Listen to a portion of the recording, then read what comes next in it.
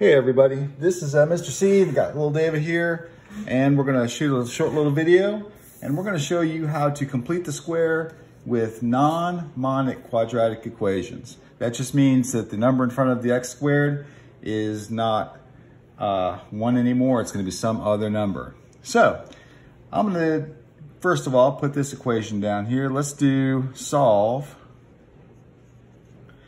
and we'll do 4x squared minus 12x plus 7 equals 0. All right, so it's gonna get a little bit more complicated. The first thing I wanna do whenever I'm solving a quadratic in general is I look at these three numbers here. This is A, this is B, and this is C. I first wanna see if I have a common factor of these three numbers. And in this case, I do not. If I did, I would factor it out at the very beginning or just get rid of it, divide by it. But I don't have a common factor for 4, 12, and 7. So now I can go ahead and complete the square. So what I do is I want to take these two terms here and complete the square on these, but I've got this 4 sitting here, and I'm not used to a 4 being there. I'm used to a 1 being there. So what I have to do is I have to somehow get rid of this 4 to make this just a 1x squared. So what we do is we go ahead and take these two terms and we take the 4 out of them. And the 7 is going to go on the other side too, just like I did before. So I'm going to go a little slower this time because it's a little bit trickier. So what I want to do is I want to, first of all, take 4x squared minus 12x. And I'm going to have that equal to this negative 7 over here on this side. So I'm going to move the 7 over. I need to get rid of this 4. And the way we get rid of that is we need to factor it out of these two terms.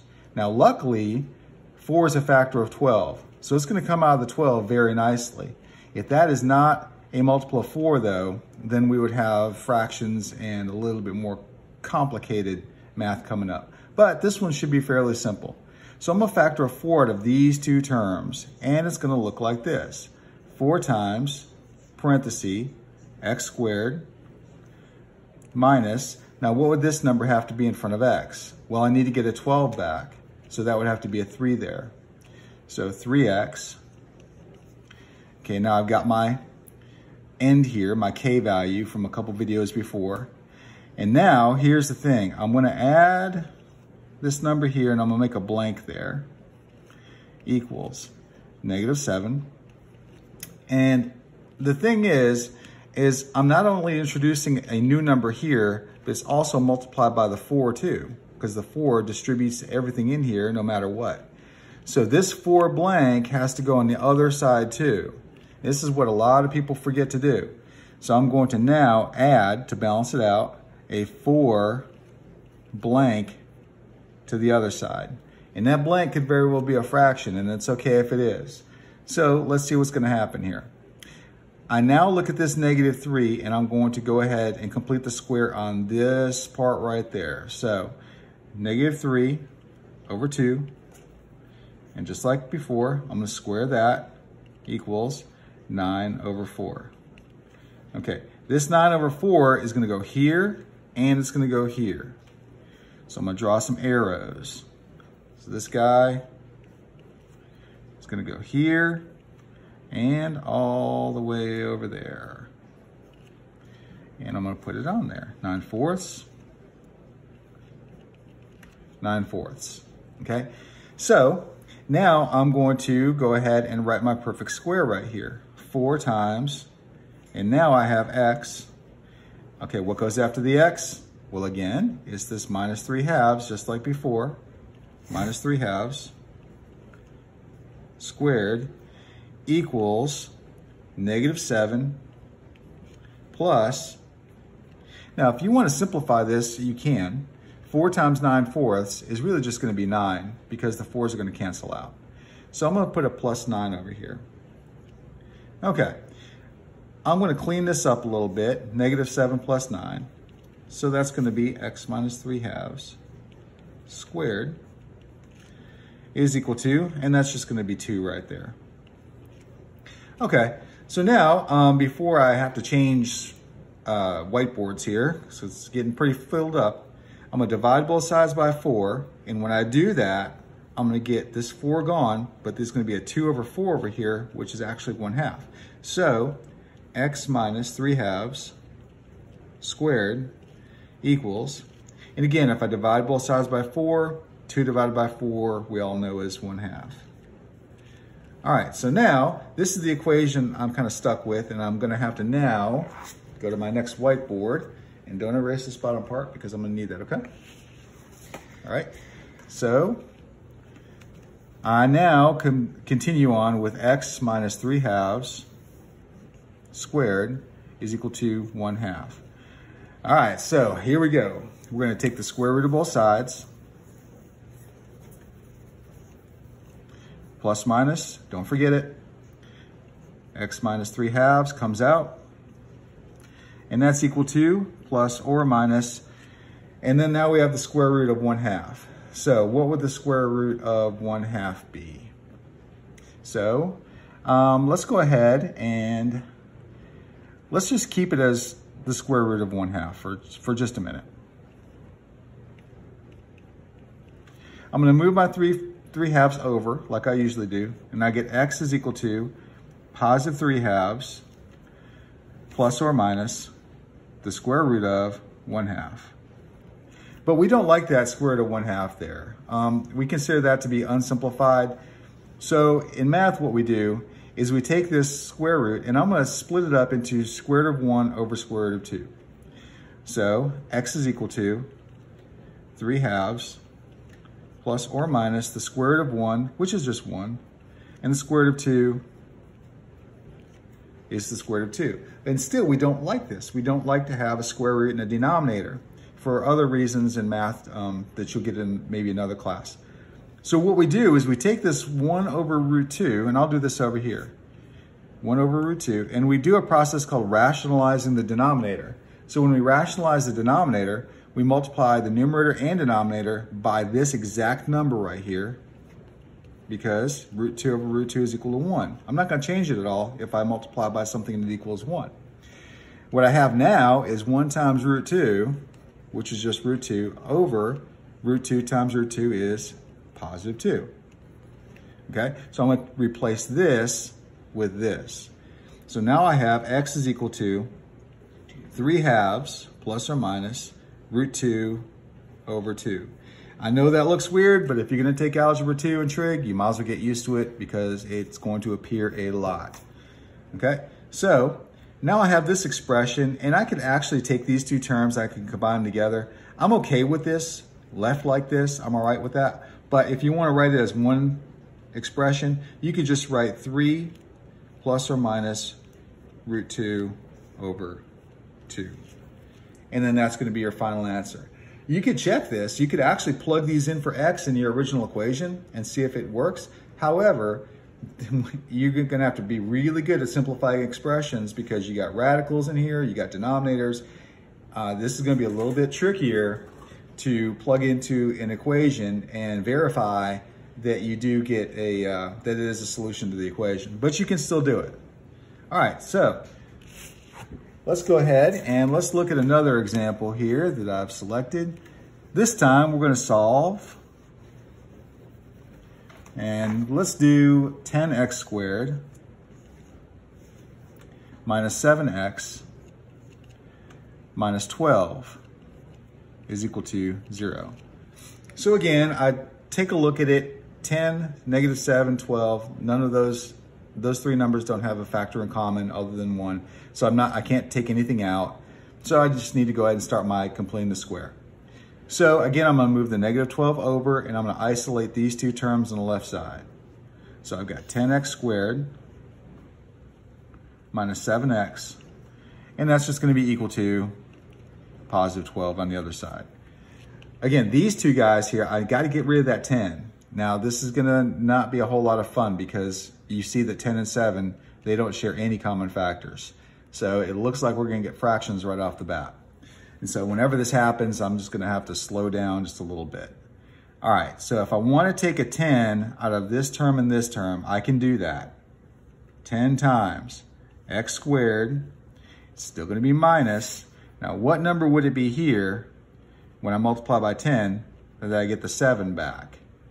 Well, if I look at that, if I really take the 10 out of the 7 there, if I put, let's just say I put 7 over 10 x. Let's just experiment here. All right, let's stop there. If I multiply 10 times 7/10, do I get -7 back? Well, the 10s are going to cancel, so I get the -7 back. So that is correct. What a lot of people might do is they might flip this, the reciprocal, or they'll put some other number in there. They'll think it's 3 or something because they'll subtract 10 and 7, but it's not. You have to remember to distribute that 10 back, and you have to get back what you started with. So I'm going to do my plus blank over here, equals 12, and then again, plus. Now you might be tempted just to put a blank there, but it's not really just blank, it's 10 times the blank.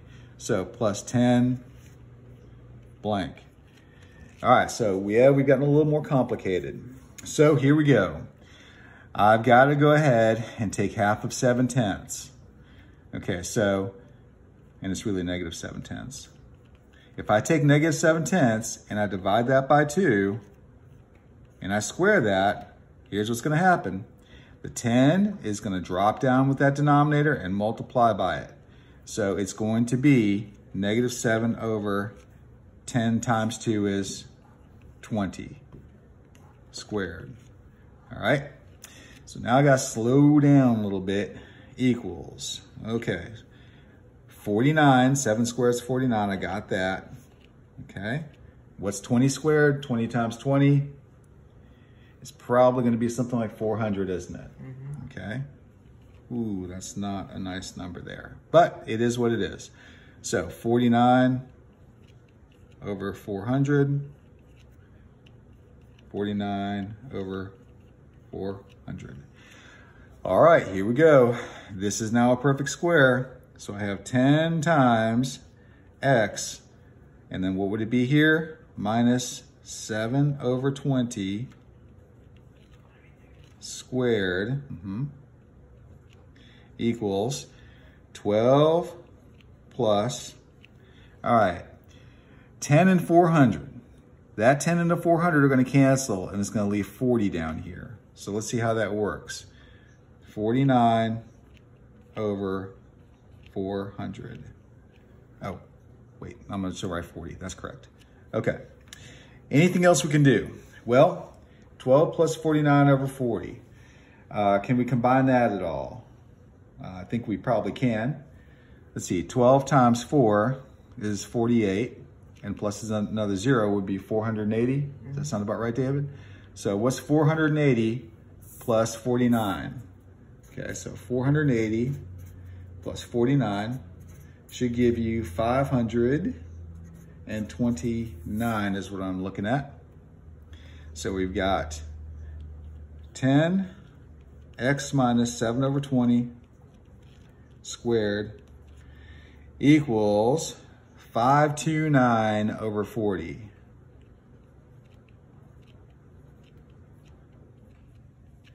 All right, that does not look like a lot of fun. So let's see how it's going to work. Okay. All right, so we got 10 times x minus 7 over 20 squared equals 529 over 40. All right. First thing I want to do is get rid of that 10 right there. So I'm going to have to do divide by 10 should give me x minus 7 over 20 squared equals, and that 10 is going to travel on down there by that 40 and multiply. Because if I divide both sides by 10, that's exactly what's going to happen. Divide by 10, divide by 10, and that 10 is actually going to multiply by that 40 right there in the denominator. So I get 529 over 400 again. All right. So now I need to go ahead and I need to take the square root of both sides. Left side should be pretty simple. X minus 7 over 20 equals, and I've got the square root plus or minus the square root of 529 over 400. Okay. Now, let's see if we can clean this up a little bit. David, what's the square root of 529? Let me just check.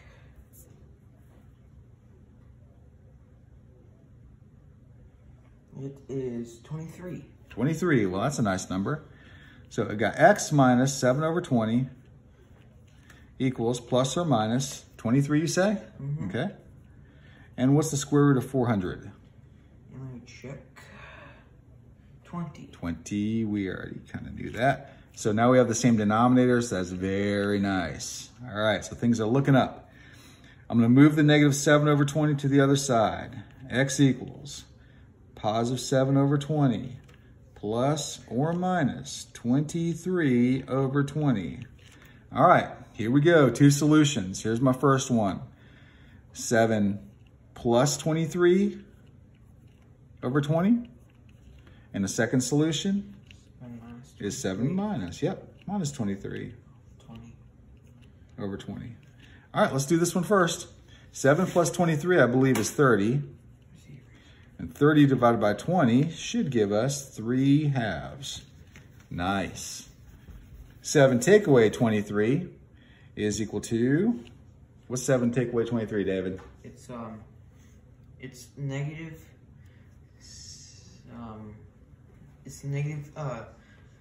negative 16. Okay, negative 16 over 20.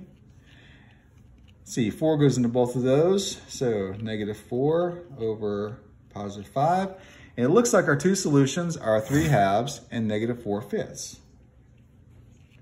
So 3 halves and negative 4 fifths. So if you got two answers and they're both rational, what does that mean about your original equation?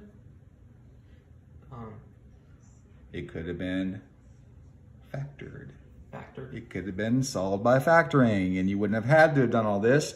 But the good news is that if factoring isn't your thing, and maybe this is a little bit better, then you could use completing the square to get the same exact two answers right there. So it does work.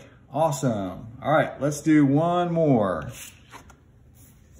Okay, so here comes our last one. And this time, I'm going to give you a little bit different looking equation. Solve negative 9x squared plus 42x, ouch, that's a big number, minus 44 is equal to 0.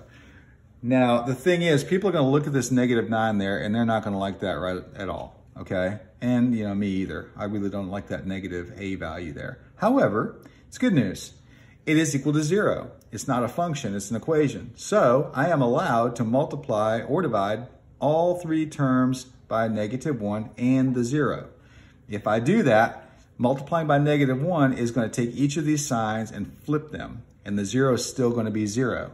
So this equation has the same exact solutions as this one. 9x squared minus 42x plus 44 is equal to 0. The two parabolas won't be the same on the coordinate plane. If you graph these, one would go open down, the other one open up, but they would both pass through the same exact x values on the x-axis. So let's go ahead and do our completing the square.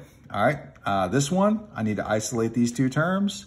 So I've got 9x squared minus 42x. I'm gonna set that equal to negative 44, all right? Need to get the 9 out. Does 9 go into 42? Let's see, 9 times 5 is 45. That's nope, so 9 is not gonna go into 42. So here we go. I'm gonna take the 9 out. X squared minus 42 over 9, x. Because remember, 9 times 42 over 9 gives us our 42 back. Plus blank. Times like this, I really wish I was not left-handed, but that's okay. Equals, and then we have over here, negative 44, and then let's just say plus blank, right? So what did I do wrong? I forgot to put the 9 blank, didn't I? Happens all the time. So it's no big deal. We just get a little piece of felt here. We're gonna erase that, and we're gonna do it correctly. Plus, 9 times the blank. The most common mistake at this point. All right, let's find negative 42 over 9 divided by 2. So negative 42 over 9. 42 over 9 divided by, let's see. Yeah, let me erase that, do it correctly. Negative 42 over 9 divided by 2 squared equals, okay, remember the 9 goes down with the 2, it's gonna make 18.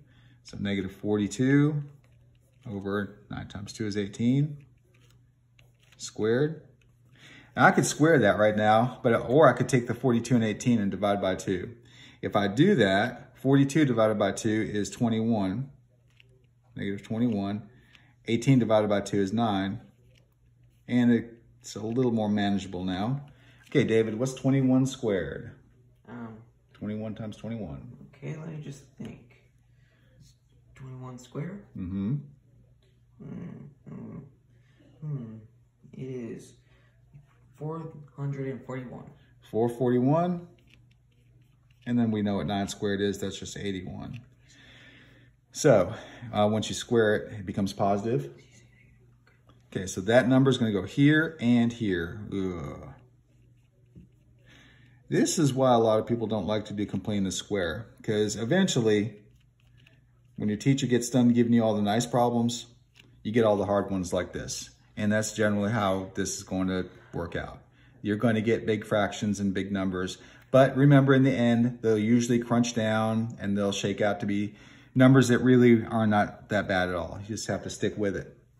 All right, so here we go. I'm looking at 9 times, let's see, x minus this guy, 21 over 9 squared equals, and now I'm looking at negative 44 plus 9 and 81 are going to divide, give me a 9 down there, 441 over 9. Okay, I'm kind of at the point almost where I've got to change slides. I think I can fit one more in here. All right, so David, I need to know what negative 44 times 9 is. Okay, let me just check. Negative 44? Times 9. Okay. Is negative 396. Okay, add 441 to that. Okay. Plus 441. It is 45. 45, all right, so I got 45 over 9, because you keep the same denominator. That looks a little bit better. Okay, so again, don't erase that bottom part, I'm gonna need it. Let's start out with 9. X minus 21 over 9 squared equals 45 over 9. All right, here we go. Square root of both, actually, let's get rid of that 9 first. Let's divide by 9. That's going to give us x minus 21 over 9 squared equals 45 over 9 times 9 is 81 down there. All right, now let's take the square to both sides. X minus 21 over 9 equals plus or minus the square root of 45 over 81. All right, let's clean this up a little bit. X minus 21 over 9 is equal to plus or minus. Okay, now the square root of 45, well, 45 is 9 times 5, isn't it, David? So 9 times 5. The 9 would pop out as a 3 out of the square root. So I'm thinking 3 root 5. Does that sound right? Okay, so numerator 3 root 5. And then the square root of 81, we all know is 9. And I could stop right here, or I could simplify this a little bit. I think what I'm going to do is I'm just going to bring the 21 over 9 over. X equals positive 21 over 9 plus or minus 3 root 5 over 9. We're so used to simplifying all the time, but if I make my denominators different, I'm just going to have to multiply by 3 again. So I might as well just leave this unsimplified for now and then kind of catch it back here in a minute. All right, so let's take a look. If I look at this now, I could actually simplify both these fractions, couldn't I, David? 21 over 9, those both have a 3 in it, right? So I could really just have, if I'm thinking about it, 7 over 3 plus or minus, and then this 3 and the 9 would cancel, root 5 over 3. And sometimes in math, you do things and you think about it, and sometimes you don't think about doing something, and then a couple steps later, you know, you think, oh, well, let me do it now. And it's okay. This now, we can't really do anything with that. If you left your answer like this, I'd be okay with that. However, you can go ahead and take those two and you can combine them into one expression, 7 plus or minus root 5 over 3. The back of a textbook would usually have this answer in there, although this answer is completely acceptable, and it might even show this in the back of a textbook. But very rarely do they break it up into the two solutions, 7 plus root 5 over 3 and 7 minus root 5 over 3, unless you want some decimal approximations like for a real world problem, and then you probably start looking at some decimals for that. But for now, I think we're just going to leave that like this. So for non-monic quadratic equations, things get a little tougher, don't they? Hopefully with this video, you've got plenty to look at. You can re-watch it, you can slow it down, you can pause it, you can follow along with it, and work these same 3 problems. Because really, once you've done a few of them, all the rest of them are no different. All you're going to do is maybe get answers that are a little more complicated, but generally, these 3 examples are what they're going to look like. So I appreciate you watching this. Hopefully, if you have a question, you can leave me a comment, and then I'll do some follow-up videos. And that's going to be it for me and David. Remember, for you guys working at home during this coronavirus, keep working on your packet. And then David's got a little message for you. And guys, I appreciate your time, and we will see you soon. Bye-bye.